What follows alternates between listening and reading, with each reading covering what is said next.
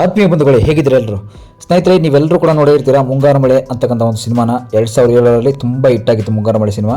ನೋಡಿ, ಮುಂಗಾರು ಮಳೆ ಚಿತ್ರದ ಆ ಸೀನ್ ಕ್ಲಿಕ್ ಆಗ್ತಿದೆ ಅಂತಂದರೆ ಅಂತ ಗಣೇಶ್ಗೆ ಮೊದಲೇ ಗೊತ್ತಿತ್ತಂತೆ. ಅದಂದರೆ ಸೀನ್ ಅಂತಂದರೆ ಅದ್ರ ಬಗ್ಗೆ ಇರ್ತಕ್ಕಂಥ ಕೆಲವೊಂದಷ್ಟು ಚಿತ್ರಗಳು, ಸೀನ್ಗಳ ಬಗ್ಗೆ ಕೆಲವೊಂದಷ್ಟು, ಮತ್ತು ಆ ಚಿತ್ರದಲ್ಲಿ ಏನೇನು ಆಗಿತ್ತು ಅನ್ನೋದನ್ನ ಸ್ವಲ್ಪ ಇಂಚಿಂಚು ತಿಳ್ಕೊಳ್ಳೋಣ. ಅದಕ್ಕೂ ಮೊದಲು ನಮ್ಮ ಚಾನಲ್ ಫಸ್ಟ್ ಟೈಮ್ ನೋಡ್ತಾ ಇದ್ದೀವಿ, ದಯವಿಟ್ಟು ಸಬ್ಸ್ಕ್ರೈಬ್ ಮಾಡಿ ನೋಡಿ. ನಮ್ಮ ಫೇಸ್ಬುಕ್ ಪೇಜ್ ಕೂಡ ಫಾಲೋ ಮಾಡಿ. ಮತ್ತು ಏನಂತಂದರೆ, ಈ ಮುಂಗಾರು ಮಳೆಯನ್ನು ನೀವೆಲ್ಲರೂ ಕೂಡ 2007ರಿಂದ ಕೂಡ ಈಗಲೂ ಕೂಡ ನೋಡ್ತಾನೆ ಇರ್ತೀರಾ. ಕೆಲವೊಂದಷ್ಟು OTT ಆಗಿರ್ಬೋದು, ಯೂಟ್ಯೂಬಲ್ಲಾಗಿರ್ಬೋದು, ಫೇಸ್ಬುಕ್ಕಲ್ಲಾಗಿರ್ಬೋದು, ಕೆಲವೊಂದಷ್ಟು ಸೀನ್ಗಳು ನೋಡ್ತಾ ಇರ್ತೀರಾ. ಬಟ್ ಏನಂದರೆ, ಈ ಸೀನಲ್ಲಿ ಮೊದಲು ನಾವು ತಿಳ್ಕೊಬೇಕಂತಂದರೆ, ಇವ್ರಿಗೇನು ಯೋಗರಾಜ್ ಭಟ್ರಿಗೆ ತಲೆಗಿಲ್ಲ ಕೆಟ್ಟಿದೆಯಾ ಅಂತ ಕೂಡ ಪೂಜಾ ಗಾಂಧಿಯವರು ಕೇಳ್ತಿದ್ದಂತೆ. ಯಾಕೆ ಈ ರೀತಿ ಕೇಳ್ತಿದ್ರು ಅಂತಂದರೆ ಒಂದು ಜಲಪಾತದ ಸೀನ್ ಇರುತ್ತಿಲ್ಲ, ಜೋಗ್ ಜಲಪಾತ ಸೀನು. ಆ ಸೀನಲ್ಲಿ ಆ ಜಲಪಾತದ ತುದಿಯಲ್ಲಿ ಶೂಟಿಂಗ್ ಮಾಡಬೇಕು ಅಂತ ಕೂಡ ಹೇಳಿದ್ರಂತೆ. ಆ ಜಲಪಾತ ತುದಿಯಲ್ಲಿ ಶೂಟಿಂಗ್ ಮಾಡೋದು ಅಷ್ಟು ಈಸಿ ಅಲ್ಲ.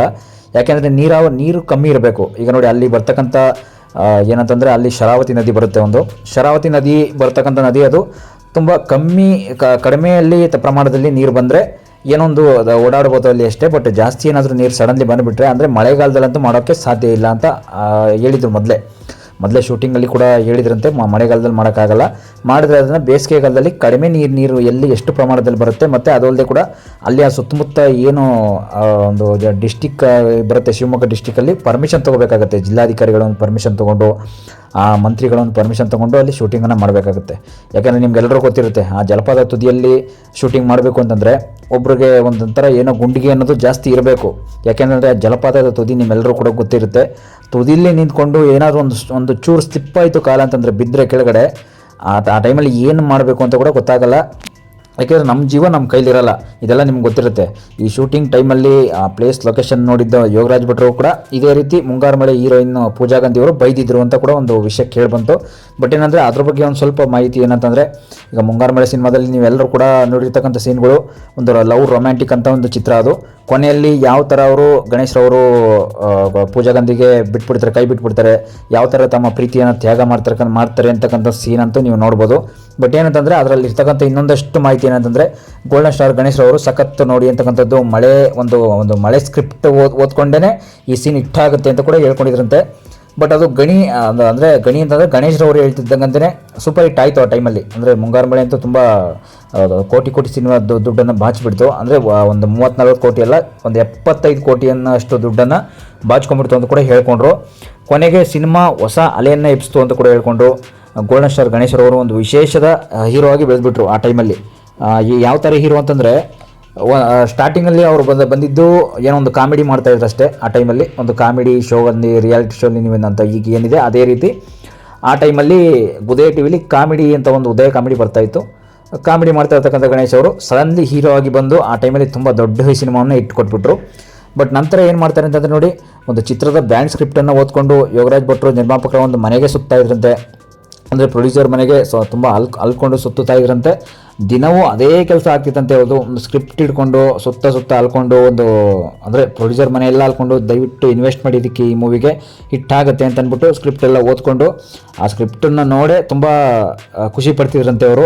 ಬಟ್ ಆದರೆ ಅದು ನಿರ್ಮಾಪಕರೇ ಸಿಗ್ತಾ ಇರಲಿಲ್ಲ ಈ ಮೂವಿಗೆ ನಿರ್ಮಾಪಕರು ಸಿಗ್ತಾ ಇರಲಿಲ್ಲ ಅಂತ ಕೂಡ ಹೇಳ್ಕೊಂಡ್ರು. ಕತೆ ಚೆನ್ನಾಗಿದೆ ನೋಡಿ, ಎಲ್ಲ ಸ್ಕ್ರಿಪ್ಟ್ ಚೆನ್ನಾಗಿದೆ, ಕತೆ, ಸ್ಟೋರಿ, ಸ್ಕ್ರೀನ್ ಪ್ಲೇ ಎಲ್ಲ ಚೆನ್ನಾಗಿರುವಾಗ ನಿರ್ಮಾಪಕರಂತೂ ಹುಡ್ಕೋದಂತೂ ತುಂಬ ಕಷ್ಟ ಆಗ್ತಾಯಿದೆ. ಏನು ಮಾಡೋಣ ಆ ಟೈಮಲ್ಲಿ ಅಂತ ಕೂಡ ಒಂದು ತೊಂದರೆ. ಆ ಟೈಮಲ್ಲಿ ನಿರ್ಮಾಪಕರು ಅಂತಂದರೆ ಸಿಗೋದು ಕಷ್ಟ ಅಂತನಿಲ್ಲ, ಆದರೆ ನಮ್ಮ ಜೊತೆ ಅವರು ಸಿನಿಮಾಕ್ಕೆ ಒಪ್ಕೋಬೇಕಲ್ಲ, ಅಗ್ರಿಮೆಂಟ್ ಮಾಡ್ಕೋಬೇಕು. ಇಷ್ಟಕ್ಕೆ ಅಂತ ಇಷ್ಟು ಕೋಟಿ ಬಜೆಟ್ ಆಗುತ್ತೆ, ಇಲ್ಲ ಇಷ್ಟು ಲಕ್ಷ ಬಜೆಟ್ ಆಗುತ್ತೆ ಅನ್ನೋದನ್ನ ಅವರು ಅಗ್ರಿಮೆಂಟ್ ಆಗಬೇಕು ಅನ್ನೋದು ಒಂದು ಕಷ್ಟ ಆಗ್ತಾಯಿತ್ತು ಆ ಟೈಮಲ್ಲಿ. ಹಾಗಂತ ಕೂಡ ಯೋಗರಾಜ್ ಭಟ್ ಕೂಡ ಹೇಳ್ಕೊಂಡಿದ್ರು. ಬಟ್ ಆದರೆ ಗೋಲ್ಡನ್ ಸ್ಟಾರ್ ಗಣೇಶ್ರವ್ರಿಗೆ ಒಂದು ನಂಬಿಕೆ ಇತ್ತು, ಈ ಚಿತ್ರ ಏನೋ ಮಾಡುತ್ತೆ, ಒಂದು ಹಿಟ್ಟಾಗುತ್ತೆ. ಬಟ್ ಆದರೂ ಕೂಡ ಈ ಒಂದು ಕೋಟಿಯಲ್ಲಿ ಬಾಚುತ್ತೆ, ಏನೋ ನಾವು ಲಕ್ಷ ದುಡ್ಡನ್ನು ಮಾಡ್ಕೋಬೋದು ಅಂತಂತ ಒಂದು ಉದ್ದೇಶ ಇರಲಿಲ್ಲ ಅವ್ರಿಗೆ. ಆದರೆ ಒಂದು ಸಿನಿಮಾ ಹಿಟ್ಟು ಕೊಡಬೇಕು ಅಂತ ಅನ್ನೋ ಒಂದು ಉದ್ದೇಶ ಇತ್ತು ಅಷ್ಟೇ. ಬಟ್ ಹಿಟ್ಟಾಗೋದು ಬಿಡೋದು ಜನಗಳ ಮೇಲೆ ಡಿಪೆಂಡು. ಹಿಟ್ಟಾಗೋದು ಗ್ಯಾರಂಟಿ ಅಂತ ಕೂಡ ಅನಿಸ್ತಾ ಇತ್ತು ನನ್ನ ಮನಸ್ಸಲ್ಲಿ ಅಂತ ಕೂಡ ಹೇಳ್ಕೊಂಡಿದ್ದಾರೆ. ಬಟ್ ಯೋಗರಾಜ್ ಭಟ್ರು ಆ ಕಥೆಯನ್ನು ಓದಲು ಆ ಕಥೆನ ಓದಕ್ಕೆ ಕೊಟ್ಟಾಗಲೇ ಆ ಚಿತ್ರದ ಒಂದು ಸೀನ್ ಕ್ಲಿಕ್ ಆಗುತ್ತಲ್ಲ, ಆ ಕ್ಲಿಕ್ ಆದಮೇಲೆ ಜನ ಒಂಥರ ಏನೋ ಮೆಚ್ಕೊಳ್ತಾರೆ. ಇನ್ನೂ ಹೆಚ್ಚಿನದಾಗಿ ಥಿಯೇಟರ್ಗೆ ಜನಗಳು ಬರೋದಕ್ಕೆ ಜಾಸ್ತಿ ಒಂದು ದಾರಿ ಮಾಡಿಕೊಡುತ್ತೆ ಆ ಟೈಮಲ್ಲಿ. ಮತ್ತು ಜನ ಮೆಚ್ಕೊಳ್ತಾರೆ ಅನ್ನೋ ಒಂದು ನಂಬಿಕೆ ಅಂತೂ ಇತ್ತಂತೆ ಮೊದಲೇ ಅಂತ ಕೂಡ ಹೇಳ್ಕೊಂಡ್ರು. ನೋಡಿ, ಆ ಇಂಟ್ರೆಸ್ಟಿಂಗ್ ಸೀನ್ ಅಂತ ನಾವೇನು ಕರಿತೀವಿ, ಆ ಇಂಟ್ರೆಸ್ಟಿಂಗ್ ಸೀನ್ ಅನ್ನೋದು ಕೂಡ ಒಂದು ವಿವರವನ್ನು ನೀವು ತಿಳ್ಕೊಬೇಕಂತಂದರೆ, ಎಲ್ಲ ದೃಶ್ಯಗಳು ಕೂಡ ತುಂಬ ಒಂದು ನಿಜ ಜೀವನದಲ್ಲಿ ನಡೀತಕ್ಕಂಥ ದೃಶ್ಯ ಏನಿದೆ ಅದೇ ರೀತಿ ಒಂದು ಚಿತ್ರದಲ್ಲಿ ಸೀನ್ಗಳನ್ನ ಮಾಡಿದ್ದಾರೆ ನೋಡಿ. ಎಲ್ಲರ ಮನದಲ್ಲಿ ಶಾಶ್ವತವಾಗಿ ಏನು ಜಾಗ ಮೂಡ್ಕೊಂಡಿವೆ ಅದೇ ರೀತಿ ಮಾಡಿದ್ದಾರೆ. ಬಟ್ ಅದರ ಡೈಲಾಗು ಆ ಸೀನ್ ಅಂತ ಬಂದರೆ ಅಲ್ಲಿ ಆ ದಿಲ್ ಆ ಹೃದಯ ಅಂತೀವಲ್ಲ, ಅದೇನೇ ಆ ಡೈಲಾಗ್ ಎಲ್ಲರಿಗೂ ಕೂಡ ಒಂದು ಫೇವ್ರೇಟ್ ಆಗಿದೆ ಅಂತ ಹೇಳ್ಬೋದು. ಬಟ್ ಅದು ಬಿಟ್ಟರೆ ಈಗ ನೋಡಿ, ಮುಂಗಾರು ಮಳೆ ಸಿನಿಮಾದಲ್ಲಿ ನೀವು ನೋಡಿರ್ತಕ್ಕಂಥ ಕೆಲವೊಂದಷ್ಟು ಸೀನ್ಗಳು ಮಳೆಗಾಲದಲ್ಲಿ ಮಾಡಿರ್ತಕ್ಕಂಥ ಸೀನ್ಗಳೇ ಕೆಲವೊಂದಷ್ಟು. ಮಳೆ ಬರ್ತಾ ಇರುತ್ತೆ, ಮಳೆ ಬಂದಾಗ ಇಲ್ಲಾಂದ್ರೆ ಇಲ್ಲಿ ರೋಡ್ ಮುಚ್ಚೋಗಿರುತ್ತೆ, ಬ್ಲಾಕ್ ಆಗಿರುತ್ತೆ. ಬ್ಲಾಕ್ ಆಗಿರೋ ಟೈಮಲ್ಲಿ ಕೂಡ ಅಂದರೆ ನೀವು ನೋಡಿ ಆ ಶೂಟಿಂಗ್ ಸ್ಪಾಟಲ್ಲಿ ನೀವು ನೋಡಬೇಕಾಗಿರುತ್ತೆ ಅಂತಂದರೆ ಮಲೆನಾಡು ಪ್ರದೇಶಗಳೇನಿದೆ ಆ ಟೈಮಲ್ಲಿ ಅಲ್ಲಿಗೆ ಕೊಡಗು ಆಗಿರ್ಬೋದು, ಚಿಕ್ಕಮಂಗ್ಳೂರು ಆಗಿರ್ಬೋದು, ಆ ಶೂಟಿಂಗ್ ಸ್ಪಾಟ್ ಎಲ್ಲ ತೆಗೆದಿರೋದಂತೂ ಅಲ್ಲೇ. ಯಾಕೆಂದರೆ ಅಲ್ಲೆಲ್ಲ ಚಿಕ್ಕ ಚಿಕ್ಕ ರೋಡ್ಗಳು, ನಮ್ಮಂಥ ಇಲ್ಲಿ ಬೆಂಗಳೂರು ಹೈವೇ ಇರ್ತಕ್ಕಂಥ ದೊಡ್ಡ ರೋಡ್ಗಳು ಬೆಲ್ಲ ಸಿಗಲ್ಲ. ಅಲ್ಲಿರ್ತಕ್ಕಂಥ ಚಿಕ್ಕ ರೋಡ್ಗಳಲ್ಲಿ ಆಗಿನ ಕಾಲದಲ್ಲಿ ಮಾಡಿರ್ತಕ್ಕಂಥ ಶೂಟಿಂಗಲ್ಲಿ ಎಲ್ಲೋ ಒಂದೊಂದು ಕಡೆ ಎಲ್ಲ ಪ್ರಾಬ್ಲಮ್ ಆಗಿರುತ್ತೆ. ಮಾತ್ರ ಅವ್ರಿಗೂ ಕೂಡ ಸಿನಿಮಾ ಅಂತಂದರೆ ಸಣ್ಣ ಬಜೆಟ್ ಅಂತಲ್ಲ, ತುಂಬ ದೊಡ್ಡ ಬಜೆಟಲ್ಲೇ ಮಾಡಿರುವಾಗ ತುಂಬಾ ಪ್ರಾಬ್ಲಮ್ ಆಗಿರುತ್ತೆ. ಈಗ ನೋಡಿ, ಒಂದೊಂದು ಲೊಕೇಶನ್ ಒಂದೊಂದು ಸೀನ್ಗೂ ಕೂಡ ಚೇಂಜ್ ಮಾಡ್ತಾ ಇರಬೇಕಾಗುತ್ತೆ.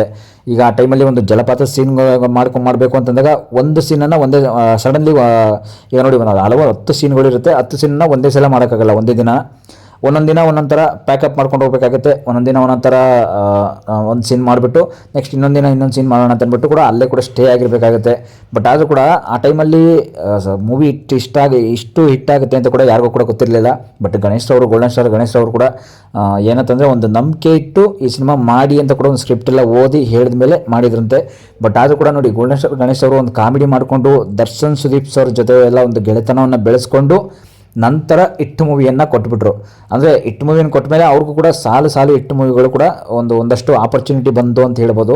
ಯಾಕೆಂದರೆ ಒಂದು ಕೋಟಿ ದುಡ್ಡನ್ನು ಎಷ್ಟೋ ಜನ ಮಾಡಬೇಕು ಅಂತ ಕೂಡ ಕಾಯ್ತಾ ಇರ್ತಾರೆ. ಬಟ್ ಇವರು ಆ ರೀತಿ ಬಂದವರಲ್ಲ, ದುಡ್ಡನ್ನು ಮಾಡಬೇಕು ಅಂತ ಸಿನಿಮಾಗೆ ಬರಲಿಲ್ಲ ಇವರು. ನೋಡಿ, ಒಂದು ಕಾಮಿಡಿ ಸೈಡ್ ಆ್ಯಕ್ಟರ್ ಆಗಿ ಬಂದವರು ಇವತ್ತು ಹೀರೋ ಆಗಿ ನಟಿಸಬೇಕು ಅಂತ ಒಂದು ಏನು ನಾವು ಅನ್ಕೋತೀವಿ ಹೀರೋ ಆಗಿ ಅಂತ ಒಂದು ಅಂದ್ಕೊಂಡೇ ಇರಲಿಲ್ಲ ಅವರು. ನಾನು ಹೀರೋ ಆಗ್ತೀನಿ ಅಂತ ಒಂದಿನ ನಟ ಆಗಬೇಕು ಅಂತ ಚಿಕ್ಕ ವಯಸ್ಸಲ್ಲಿ ಒಂದು ಕನಸು ಕಂಡಿದ್ರು ಅಷ್ಟೇ. ಆದರೆ ಬರ್ತಾ ಕೊನೆಗೆ ಹೀರೋ ಆಗಿ ಇವತ್ತು ಟಾಪ್ ಹೀರೋ ಲಿಸ್ಟಲ್ಲಿ ಕೂಡ ಅವರು ಕೂಡ ಒಬ್ಬರು ಬರ್ತಾರೆ. ಬಟ್ ಏನಂದರೆ ನೋಡಿ, ಈ ಸೀನಲ್ಲಿ ನಾವು ಕಲ್ತ್ಕೋಬೇಕಂತಂದರೆ ಈ ಚಿತ್ರದಲ್ಲಿ ದಯವಿಟ್ಟು ಮುಂಗಾರು ಮಳೆ ಅಂತ ಸಿನಿಮಾದಲ್ಲಿ ಅಲ್ಲಿರ್ತಕ್ಕಂಥ ಕೆಲವೊಂದಷ್ಟು ಸೀನ್ಗಳು ಮಾತ್ರ ನೀವು ನೋಡಿ, ಫೈಟಿಂಗ್ ಸೀನ್ ಎಲ್ಲ ಕಮ್ಮಿ ಇರ್ಬೋದು. ಬಟ್ ಕೆಲವೊಂದಷ್ಟು ಸೀನ್ಗಳು ಚಿತ್ರದಲ್ಲಿ ಬರ್ತಕ್ಕಂಥ ಕೆಲವೊಂದಷ್ಟು ಆಯಾ ಪ್ಲೇಸ್ಗಳು ತುಂಬ ಡೇಂಜರಸ್ ಪ್ಲೇಸು. ಆ ಡೇಂಜರಸ್ ಪ್ಲೇಸಲ್ಲಿ ಕೂಡ ಹೋಗಿ ಆ ಶೂಟಿಂಗ್ ಮಾಡಿದ್ದಾರೆ, ಅವರು ಸ್ಪಾಟಲ್ಲೇ ಹೋಗಿ ಶೂಟಿಂಗ್ ಮಾಡಿದ್ದಾರೆ. ಬಟ್ ಕೆಲವೊಂದಷ್ಟು ಅಲ್ಲಿ ನದಿಗಳ ಹರಿತಾ ಇರಬೇಕಾದ್ರೆ ಏನಾದ್ರು ಹೆಚ್ಚು ಕಮ್ಮಿ ಆಗಿದ್ರಂತೂ ನಿಜವಾಗ್ಲೂ ಆ ಶೂಟಿಂಗೆಲ್ಲ ನಿಜವಾಗ್ಲೂ ಗೋಲ್ಡನ್ ಸ್ಟಾರ್ ಗಣೇಶ್ ಅವರು ಆಗಿರ್ಬೋದು, ಆ ಹೀರೋಯಿನ್ ಆಗಿರ್ಬೋದು, ಆ ಪೂಜಾ ಗಾಂಧಿ ಅನ್ನೋ ಹೀರೋಯಿನ್ನು ನಿಜವಾಗ್ಲೂ ಇವತ್ತು ನಾವು ನೋಡ್ತಾ ಇರಲಿಲ್ಲ. ಯಾಕೆಂದರೆ ಅಷ್ಟು ಡೇಂಜರಸ್ ಪ್ಲೇಸ್ ಅದು. ಯಾಕೆಂದರೆ ಒಂದು ಹರಿತಾ ಇರ್ತಕ್ಕಂಥ ಒಂದು ನದಿ ಏನಿದೆ ಅಷ್ಟೊಂದು ಫಾಸ್ಟಾಗಿ ಏನಾದ್ರು ನದಿ ಬಂತು ಅಂದರೆ ಸಡನ್ಲಿ ನಾವು ಎಲ್ಲಿ ಹೋಗ್ತೀವಿ ಏನು ಮಾಡ್ತೀವಿ ಅಂತ ಅವ್ರಿಗೂ ಕೂಡ ಗೊತ್ತಾಗಲ್ಲ. ಅವ್ರಿಗೂ ಕೂಡ ಸಡನ್ಲಿ ಈ ಟೈಮಲ್ಲಿ ಏನು ಮಾಡಬೇಕು ಅಂತ ಗೊತ್ತಾಗ್ದೇ ಸಾವು ಅಂತಕ್ಕಂಥದ್ದು ಕಟ್ಟಿಟ್ಟ ಬುತ್ತಿ ಅಂತ ಏನು ಕರಿತೀವಿ ಅದೇ ರೀತಿ ಆಗಬೇಕಾಗತ್ತೆ.